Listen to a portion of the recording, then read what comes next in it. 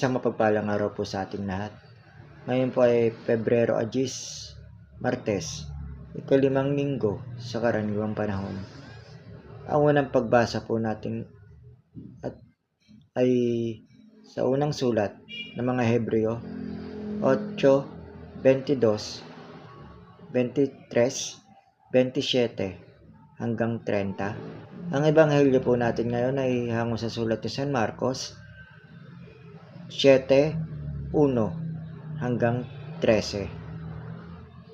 Napansin nila na kumakain ang ilan sa mga alagad niya ng may maruming kamay na hindi naghuhugas ayon sa seremonya. Sinusunod na ng mga Pariseo pati ang ng mga Hudyo ang tradisyon na kanilang mga ninuno at hindi sila kumakain ng hindi muna naghuhugas ng mga kamay. Kaya tinanong sila ng mga Pariseo at mga guro ng batas, bakit hindi isinasabuhay ang iyong mga alagad ang tradisyon ng mga ninuno?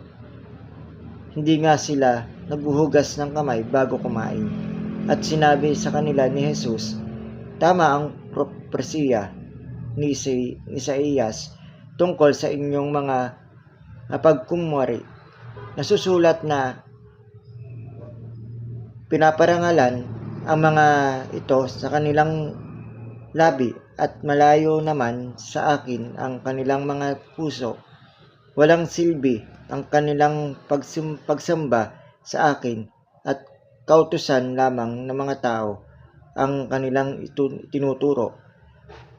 Pinabayaan nga niya ang utos ng Diyos para itatag ang tradisyon ng mga tao. At sinabi ni Jesus, mahusay na pinagwalang bisa ninyo ang salita ng Diyos para tuparin ang inyong tradisyon.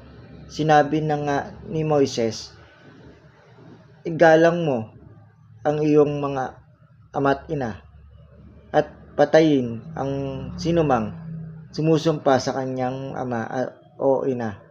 Ngunit, nga ayon sa inyong masasabi,